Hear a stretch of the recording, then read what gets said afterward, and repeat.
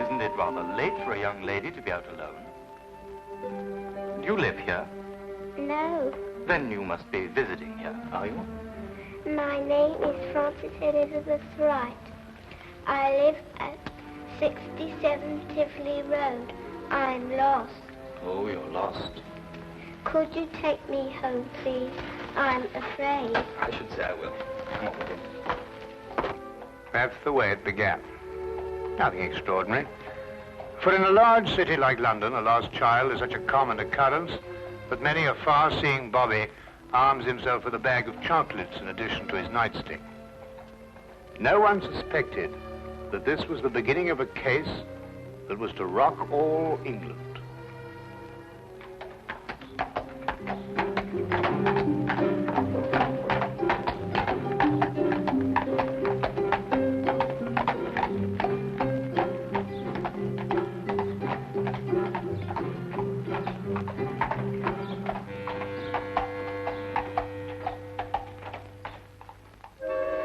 All right, if you insist. I know this man isn't going to do us any good, but what's the use of talking to you? Just as stubborn as your mother. I suspect we're having visitors. Oh, really? 23 and 27.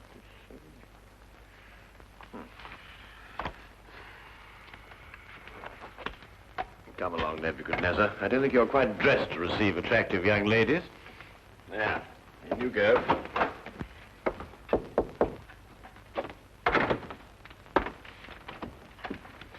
Won't you come in? Mr. Holmes, Sherlock Holmes. At your service, sir. Martini. George Martini is my name. This is my daughter, Margaret, who is of the stubborn opinion that you can help her. It will be a privilege, sir. Oh, may I introduce my very good friend, Dr. Watson? How do you do? How do you do, sir? Oh, yes. Won't you sit down? Oh, yeah, I'm so sorry.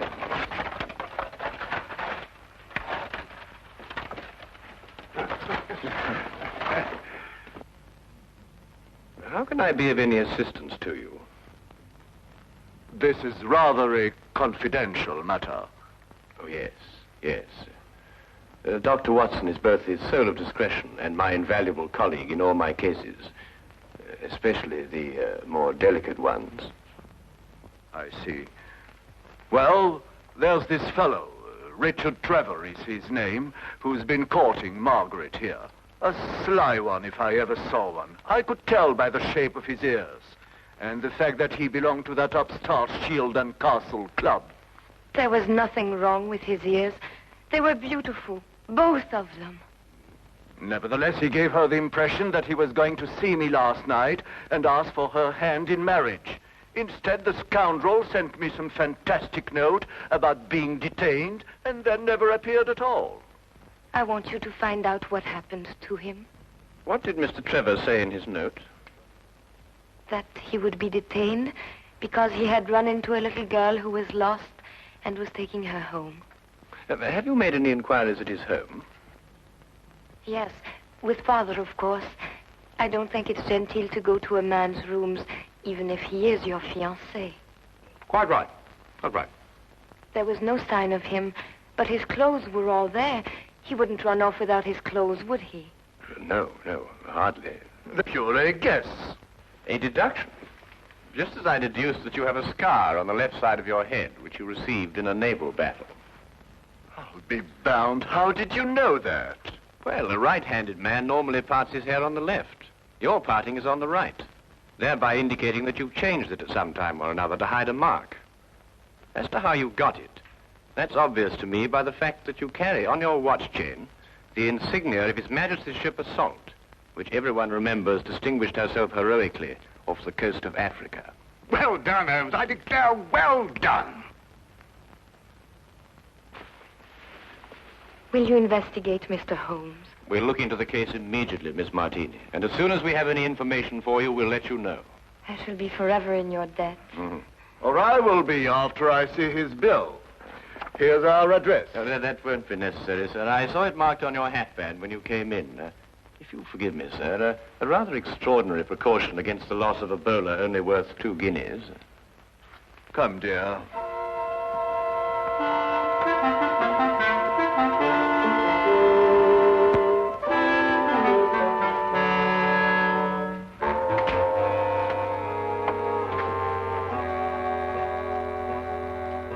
Not long after moving in with Sherlock Holmes, I had come to the conclusion that his mind was as organized as his housekeeping was not. He was, without a doubt, the most perfect reasoning, observing machine I had ever encountered. And just watching him think had become sheer fascination. I tried to put myself into his brain now and deduce what had happened to the missing Mr. Trevor. Did it occur to you he might have had an accident and even now be lying in a hospital at this very moment? You, being a doctor, would think of that. But if that were the case, surely the hospital would have informed someone by now. Maybe he skipped off and left her then. There's no guarantee he won't come back for his clothes or have them sent on to him. I'd grant that if he hadn't sent that note. A man deserting a girl isn't likely to send a note at all. And if he did, he couldn't conceive, as Mr. Martini put it, of such a fantastic one. The case is more than complex, Watson. And when we solve it, we shall also know what became of the others. What others? Oh, Watson, would you pass me my tobacco pouch? Well, where is it? It's in the toe of the Persian slipper, under your chair. All right. There you are. Oh. Thank you, Watson. Now, what others? Well, it's come to my attention during the past 2 weeks that 7 men have disappeared, totally evaporated from the face of London. They had no reason to run away, every reason to stay. Trevor fits perfectly into this fabric.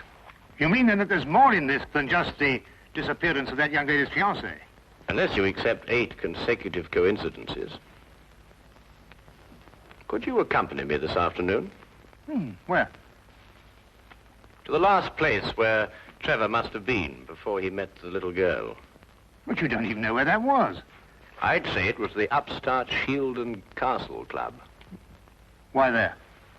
Well, if you were about to confront a man like Mr. Martini to ask for the hand of his daughter in marriage, what would you do first? I'd probably have a couple of stiff drinks first. And if you were a member? At the Shield and Castle Club, eh? By Jove, Holmes, of course. That's just what I would do. You see, Watson? You've been of invaluable assistance to me already.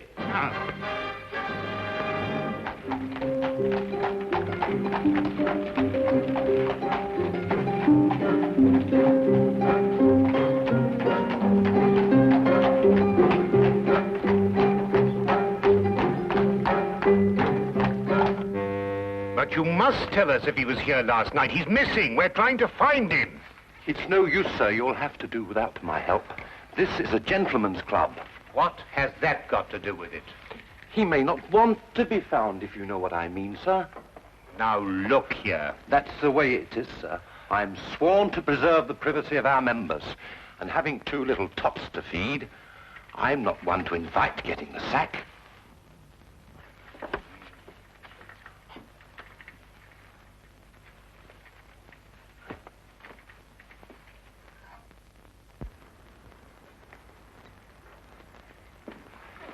I say, where have you been? This is meant to be your case, you know, and I've been doing all the investigating. Yeah, do you know that Trevor was here last night? How do you know? Well, to my utter amazement, one of my keys fitted the door to the office.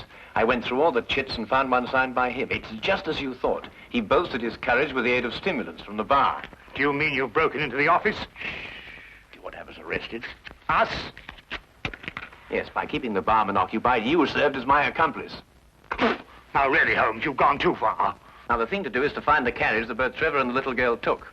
How do you know they didn't walk? Well, if she lived near enough to walk home, is it likely that Trevor would have sent a message saying he was going to be detained? What extraordinary reasoning. Not extraordinary at all, my dear fellow. Really quite ordinary.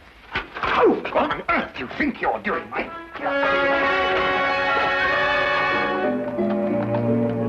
Finding the cabbie who picked up Trevor and the little girl was a matter of stationing ourselves at the hack stand outside the Shield and Castle Club and doggedly questioning every driver who stopped there. One finally remembered the pair, but owing to brisk business that night, could not be at all sure where he set them down. The address he brought us to was a guess, and from the looks of it, a very bad one. Well, I think we're on a wild goose chase. Doesn't look as if they're going to live here for a long time. Do you realize these papers are at least a week old? Well, then the cabby made a mistake. He's brought us to the wrong address. Do you know, without very much difficulty, I think I might be able to... Holmes, please, not again.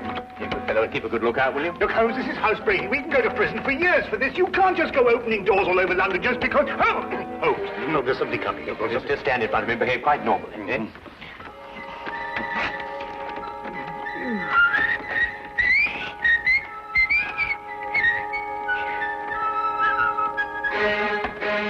What's the normal behavior for housebreaking? You coming?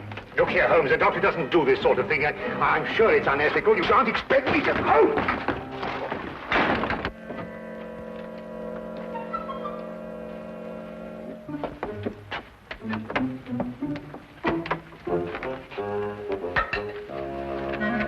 What are we looking for?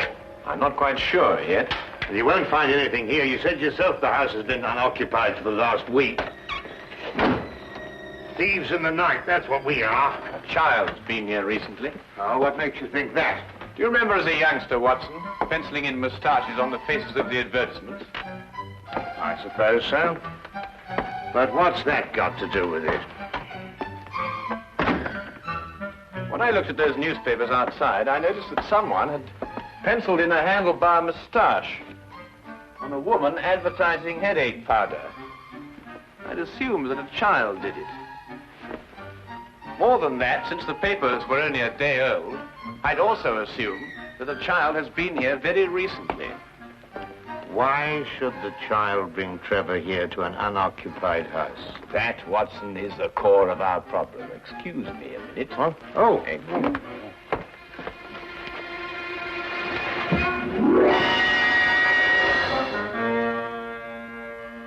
Good heavens!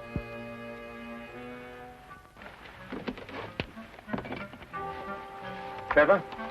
Fairly safe assumption, Watson. Yes. And from the pallor of his skin, I'd say he'd recently been given an overdose of strychnine. I'd also deduce that he's the 8th victim of a very strange murderer.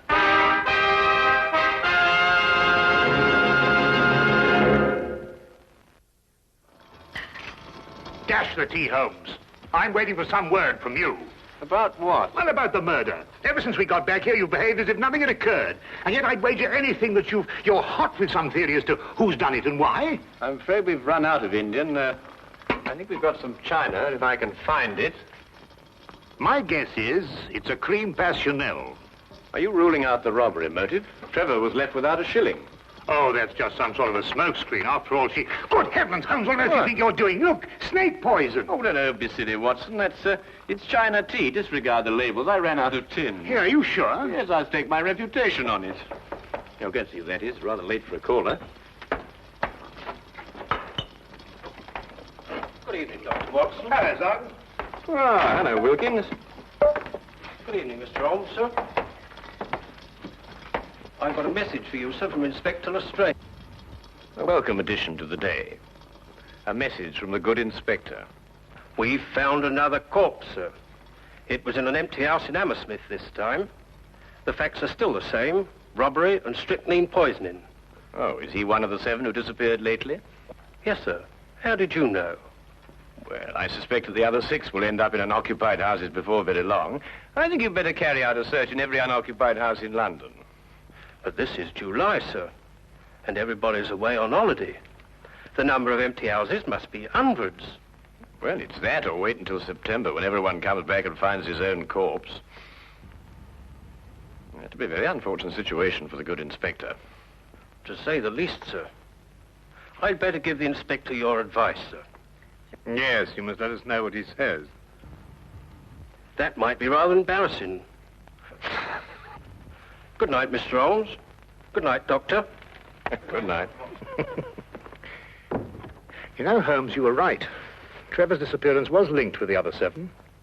But what kind of fiend can be at the bottom of it? Well, we'll know more about it when we return from Brighton. Brighton? Yes, unless you'd rather not pursue this any further. There's a 6:10 train leaving in the morning. 6:08. Why Brighton? Because that's where R.J. Cookson lives.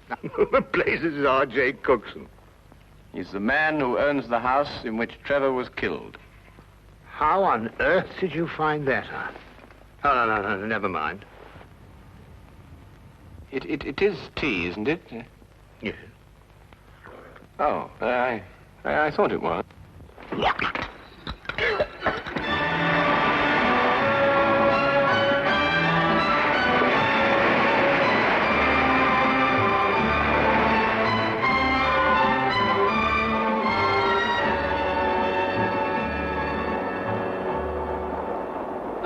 Have you ever heard anything so incredible?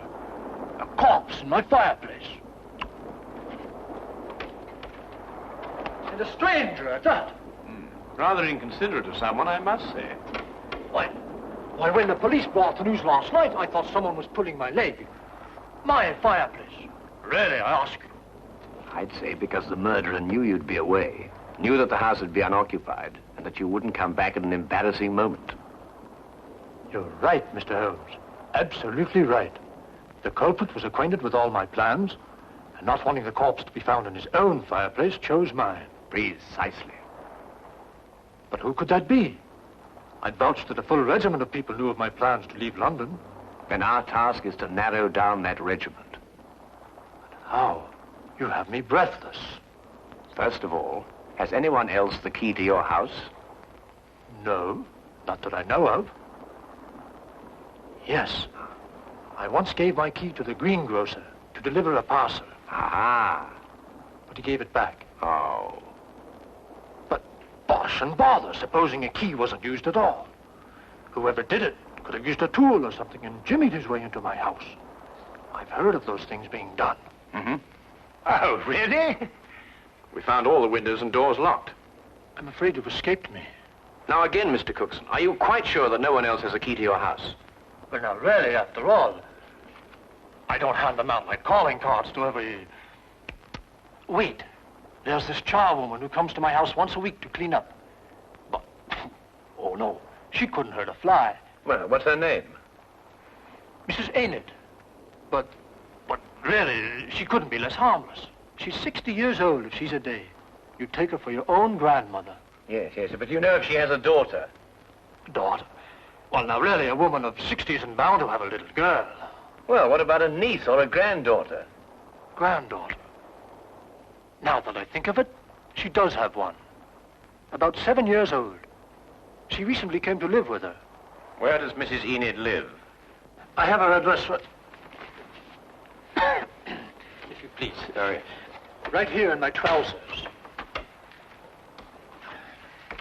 Do you really think it could be the old woman? Well, a charwoman has the ability to go anywhere in London. Ah, yes. Wait. 322 Radcliffe Way. 322 Radcliffe Way. To look at her, you'd never think she could hurt a fly. You'd take her for your own grandmother. Poison murders? No. Impossible, Mr. Holmes, impossible. Oh. Grandma, must we play the game tonight? Of course. Don't you like playing it? I don't like staying on the street alone. It'll only be for a little while. You'll find someone to bring you back, and Grandma'll have company again. What happened to the last company we had? Oh, he went home after a while. But come on, let's say it. Where do you live? At 67 Tivoli Road. No, that was the last place. Your address is now 120 Claridge Street. I forgot. All right. Now, come on. Let's say it again. Where do you live? 120 Claridge Street. And again? 120. What do you think, Holmes? Well, we'll know definitely in an hour's time. Come on.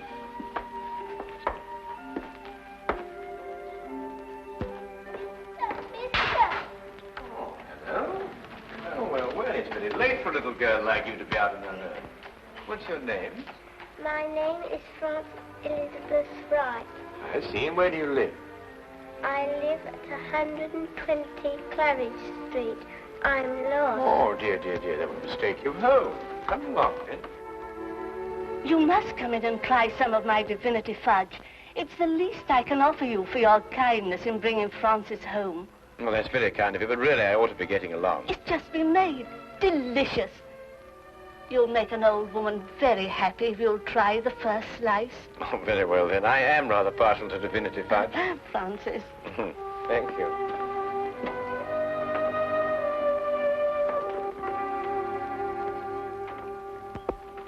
Now, come and sit right here at the table. Thank you. Now, say good night to the kind gentleman, then off to bed. Grandma, you never let me stay up with the company. That's because little girls must have their sleep. But now we've met the gentleman, perhaps he'll come again in the daytime. Will you? I should love to. Good night. Good night. Good night, birdies. Isn't she a lovely girl? And she'll grow up into a beautiful woman and have a life of ease. Yes, that's the important thing. A life of ease. Time to enjoy the world and... Here, you're waiting for some fudge, and I'm prattling away.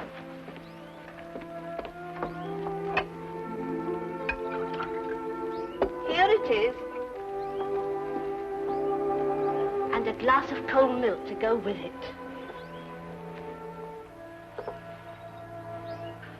Won't you join me?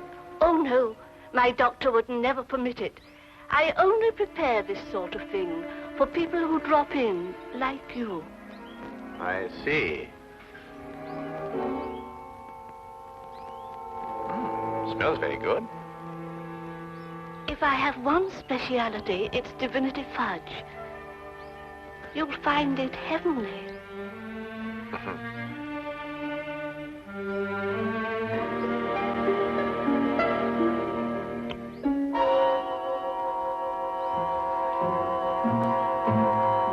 What's the matter? Nothing. I just wanted to give the birds a bit first. Don't. Birds don't eat fudge. Oh, yes, they do. They love it. Come on, old chap. Have a... No, you can't. Who are you?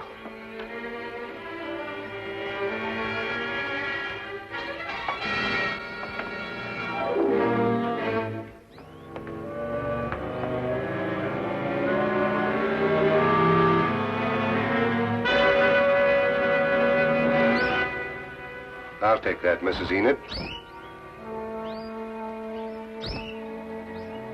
Thank you.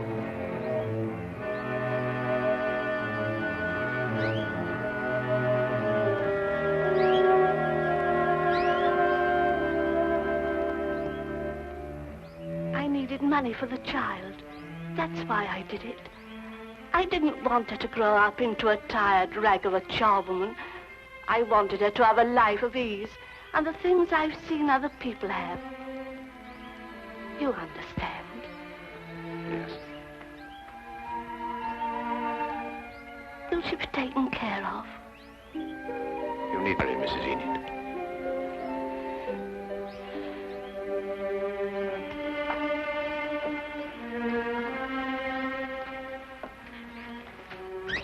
I wish now I hadn't tried to poison you. You might have visited us again as you promised, and we'd have been such good friends.